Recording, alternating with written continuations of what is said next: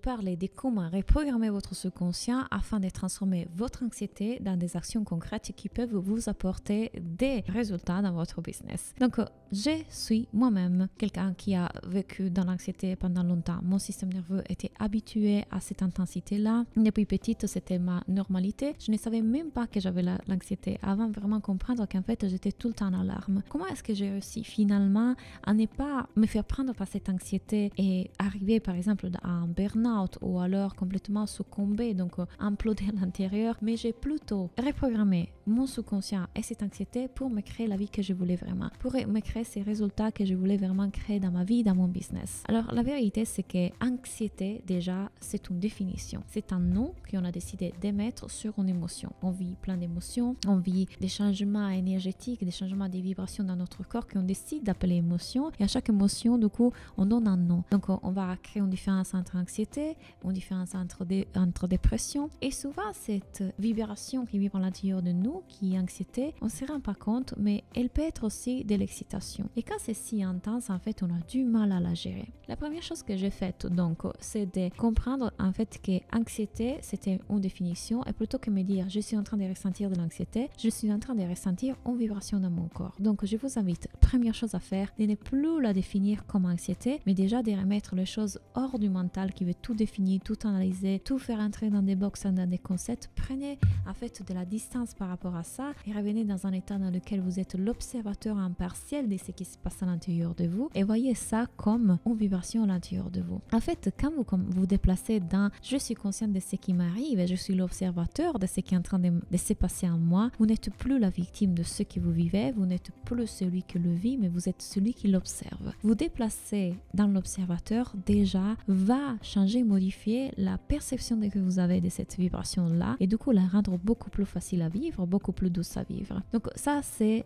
la première chose. Parce que quand vous êtes dans celui qui observe mais qui juge, vous n'êtes plus l'observateur impartial. Celui qui juge est pourquoi je ressens l'anxiété, je ne devrais pas ressentir l'anxiété, pourquoi je ressens ça, je ne vais pas la ressentir, voilà, je ressens encore ça. Et du coup, vous terminez par avoir l'anxiété d'avoir l'anxiété. Eh ben non, soyez juste consciente de ce qui est en train de se passer dans votre corps et observez-le comme ah tiens, si je sens cette vibration à l'intérieur de moi. Bien, ça c'est la première chose. Puis en fait, c'est le fait de dire ok, si je ne suis pas mes pensées, je ne suis pas mes émotions et que je suis celui qui l'observe, je ne dois pas me faire diriger par mes émotions. Donc je ne suis plus victime de mes émotions. Mes émotions ne sont pas celles qui me font avoir une réaction, mais je peux répondre. Il y a une différence énorme entre être en réaction à une émotion et être en réponse à une émotion. Donc je peux tout simplement être en réponse à cette émotion-là. Et comment est-ce que je vais répondre en fait? Mais du coup, plutôt qu'aller faire 50 000 actions ou aller courir 50 000 km pour en réaction à cette émotion, je peux décider d'aller courir 50 000 km avec cette émotion, en conscience que j'ai cette émotion.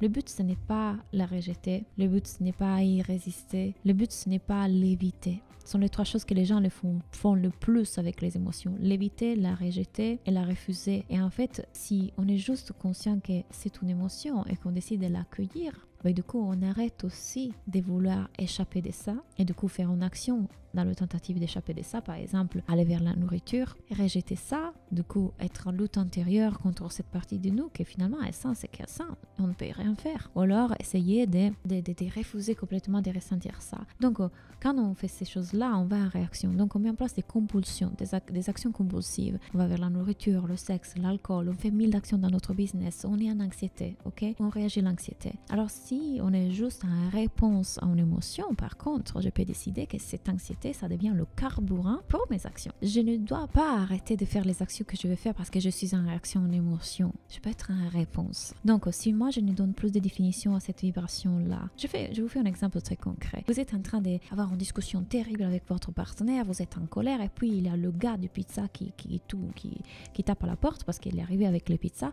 Est-ce que vous allez ouvrir la porte à ce gars en colère en lui criant dessus parce que vous étiez en colère? Non, magiquement, vous interrompez ce pattern, donc vous interrompez votre émotion, vous dites « Ah, bonjour, merci, tenez, ça c'est votre argent, merci pour le pizza, au revoir. » Comment est-ce que vous avez fait à bloquer une émotion pour faire arriver une autre émotion? Parce que tout simplement, on a la capacité de faire ça. Notre cerveau peut faire ça. On a interrompu une émotion et agi avec une autre émotion. Parce que tout simplement, on a décidé de ne pas être en réaction à cette émotion, ne pas se faire guider par cette émotion, ne pas se faire commander par cette émotion. On a décidé qu'on pouvait choisir une autre émotion. Calme, paix. Ce qui ne veut pas dire que la colère, elle était partie, elle était peut-être derrière. Vous attendiez de fermer la porte pour crier encore dessus votre partenaire. Ça veut dire juste que vous avez eu le choix d'agir différemment et pas en réponse à la colère. Donc, mettez le cas que vous avez la flemme d'aller à la salle de sport et plutôt qu'écouter cette émotion de flemme, vous allez quand même à la salle de sport. Alors, plutôt qu'être en réaction à l'anxiété et vivre avec l'anxiété et continuer à avoir l'anxiété de l'anxiété, vous pouvez juste être observatrice de ça et continuer à vivre votre vie normalement sans donner une définition à l'anxiété, sans vous faire définir par ça, sans croire que vous êtes ça, sans croire que ça, c'est vrai, parce que finalement c'est juste l'activité psychologique de votre cerveau, ce n'est pas plus réel qu'un cauchemar, c'est une pensée, et du coup continuez à faire ce que vous avez à faire. De l'autre côté, on peut faire 1 million de choses en fait pour se ramener dans cet état dans lequel on n'est plus la personne qui le vit mais l'observateur. On peut faire du yoga, et le yoga c'est quelque chose qui va vous ramener dans le corps, et dans le corps vous pouvez soigner parce que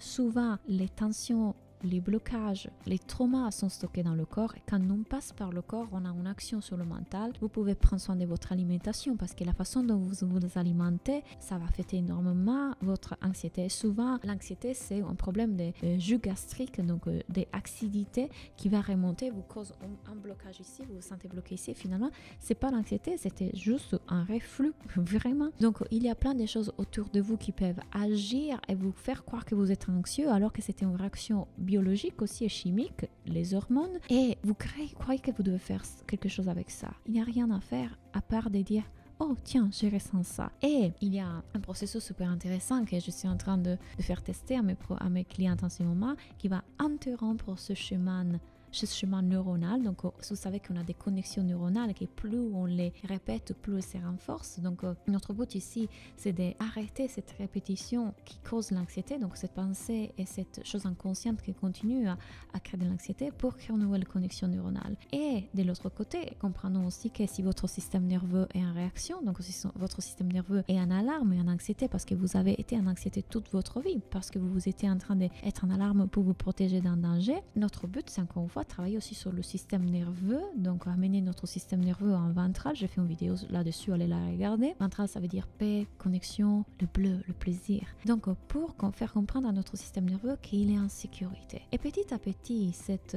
répétition de sécurité, répétition de concentration sur le bleu, sur le positif, qu'est-ce qu'il va faire? Et du coup, on crée une nouvelle connexion neuronale dans laquelle on va se focaliser et la répéter, et du coup c'est ça que notre cerveau va alimenter en fait, vous voyez.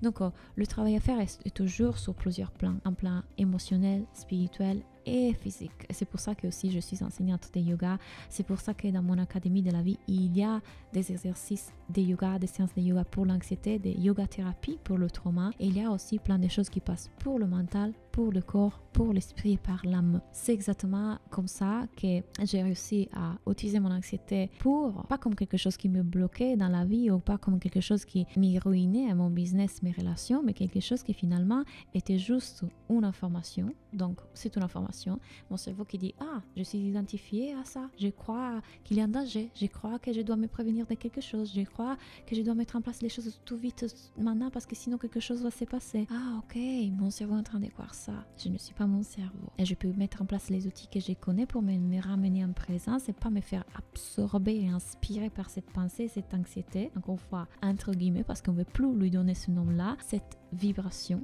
et comprendre que parfois peut-être c'est excitation, peut-être c'est beaucoup de plaisir, peut-être c'est juste mon corps qui a pas digéré. Il y a tellement plus que juste s'identifier à ça. Si vous voulez apprendre plus sur tout ça, venez dans l'Académie de la vie. Encore une fois, j'ai aussi un programme business dans lequel je vous aide aussi sur ce côté-là. Donc, on va voir les deux côtés. On va voir les stratégies que vous pouvez mettre en place aussi pour calmer votre système nerveux, le montrer que vous savez qu'est-ce que vous êtes en train de faire, qu'il n'a pas à s'inquiéter. Vous savez exactement qu'est-ce que vous êtes en train de mettre en place pour vous assurer les résultats. Ok? Donc, c'est un travail holistique. Regardez ici en bas toutes les informations. Merci pour avoir regardé cette vidéo et on se parle très vite.